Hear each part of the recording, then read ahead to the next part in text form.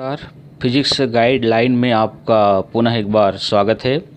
आज हम चर्चा करेंगे कक्षा 12वीं का एक महत्वपूर्ण टॉपिक संधारित्रों का संयोजन या समूहन। तो संधारित्रों का संयोजन या समूहन हम किसे कहते हैं, इसको थोड़ा पहले हम समझ लें। क्या है कि जब किसी भी विद्युत परिपथों में कोई आवश्यक धारिता का संधारित्र हमें उपलब्ध नहीं हो पाता है, तो ऐसी स्थिति में हम दो या दो से अधिक संधारित्रों को आपस में जोड़ करके एक निश्चित धारिता का संधारित्र प्राप्त कर लेते हैं। तो संधारित्रों को आपस में दो प्रकार से जोड़ा जाता है, एक श्रेणी क्रम संयोजन में और दूसरा समांतर क्रम संयोजन में। तो यहाँ पर श्रेणी क्रम संयोजन किसे कहेंगे, कैसे जोड़ेंगे, और श्रेणी क्रम समूहन में परिणामी या कुल धारिता का समीकरण क्या होगा, उस पर यदि हम चर्चा करें तो इसके लिए चित्र पर हमको ध्यान देना पड़ेगा। क्या होता है कि श्रेणी क्रम समूहन में दिए गए संधारित्रों को इस प्रकार से जोड़ते हैं कि पहले संधारित्र की द्वितीय प्लेट का संबंध दूसरे संधारित्र के प्रथम प्लेट से होता है और दूसरे संधारित्र की द्वितीय प्लेट का संबंध अगले संधारित्र के पहले प्लेट से होता है और अंतिम संधारित्र की द्वितीय प्लेट का संबंध पृथ्वी से होता है। अब क्या है कि जब हम पहले संधारित्र के प्रथम प्लेट को प्लस क्यू आवेश देते हैं तो विद्युत प्रेरण के फलस्वरूप इसके द्वितीय प्लेट के निकट वाले तल पर ऋण आवेश और दूर वाले तल पर धन आवेश प्रेरित हो जाता है।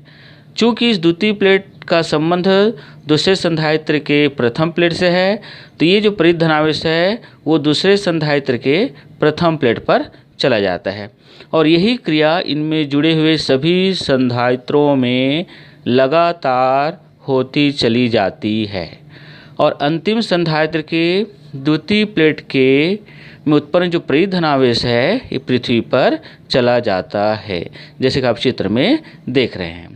तो अब यदि हम श्रेणी क्रम में सभी संधारित्रों को जोड़ें तो उसकी कुल धारिता कितनी होगी, इसके लिए हमें समीकरण व्युत्पन्न करना है। तो जैसे मान लीजिए बच्चों कि इस चित्र के अनुसार C1, C2 एवं C3 धारिता के 3 संधारित्र श्रेणी क्रम में जोड़े गए हैं, जिन्हें दी जाने वाले आवेश प्लस Q है और इनके प्लेटों के बीच उत्पन्न विभवांतर क्रमशः V1, V2 एवं V3 है। तो इनका परिणामी या कुल विभवांतर होगा V बराबर V1 plus V2 plus V3 और इसे हम देते हैं समीकरण नंबर 1। लेकिन हम जानते हैं कि धारिता के सूत्र से C बराबर होता है Q अपॉन V, जिसको मैं यहाँ पर आपको बता दे रहा हूँ। धारिता का सूत्र जैसे हम जानते हैं कि C बराबर क्या होता है Q अपॉन V। तो जब Q अपॉन V होगा तो पहले संधारित्र के लिए C1 बराबर Q अपॉन V1, क्योंकि आवेश में समान है तो यहाँ Q1 नहीं आएगा, या यहाँ से यदि हम V1 निकालेंगे तो ये हमको मिलेगा Q अपॉन C1। इसी प्रकार दूसरे संधारित्र के लिए हम लिख सकते हैं V2 बराबर Q अपॉन C2, तीसरे संधारित्र के लिए लिख सकते हैं V3 बराबर Q अपॉन C3। अब हम इन V1, V2 और V3 के मान को इस समीकरण 1 में रखते हैं। जब हम समीकरण 1 में रखते हैं तो ये हमें प्राप्त होता है V बराबर Q upon C1 plus Q upon C2 plus Q upon C3, इसको हम समीकरण नंबर 2 देते हैं।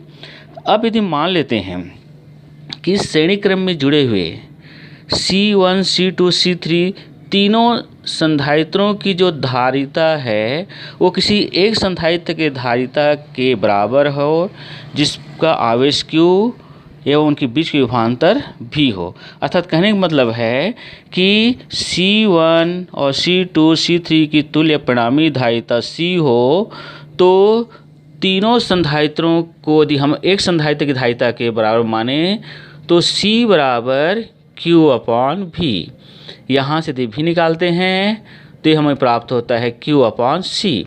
अब हम समीकरण 2 में इस V के मान को रखेंगे। अब समीकरण 2 यहाँ पर देख लीजिए, समीकरण 2 यहाँ दिया हुआ है, यहाँ आप रखेंगे V के मान को, तो आपको इस प्रकार से समीकरण प्राप्त होगा। इसमें से आप Q कॉमन ले लीजिए, Q कॉमन लेंगे तो Q और Q कैंसिल हो जाएगा और हमें समीकरण प्राप्त होगा 1/C = 1/C1 + 1/C2 + 1/C3।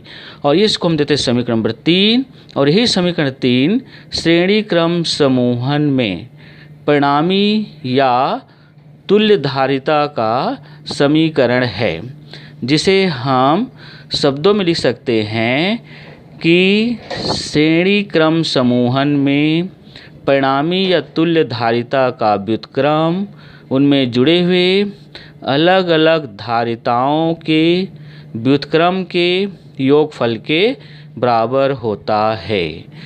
और इस समीकरण 3 से यह भी स्पष्ट है कि जहाँ पर हमें धारिता के मान को घटाना होता है, वहाँ पर संधारित्रों को श्रेणी क्रम में जोड़ना चाहिए। तो ये संधारित्रों के समूहन के अंतर्गत श्रेणी क्रम समूहन में परिणामी तुल्यधारिता का समीकरण है। और यदि आपको यह वीडियो अच्छा लगा तो हमारे इस फिजिक्स गाइडलाइन चैनल को लाइक करिएगा, शेयर करिएगा और सब्सक्राइब कीजिएगा। धन्यवाद।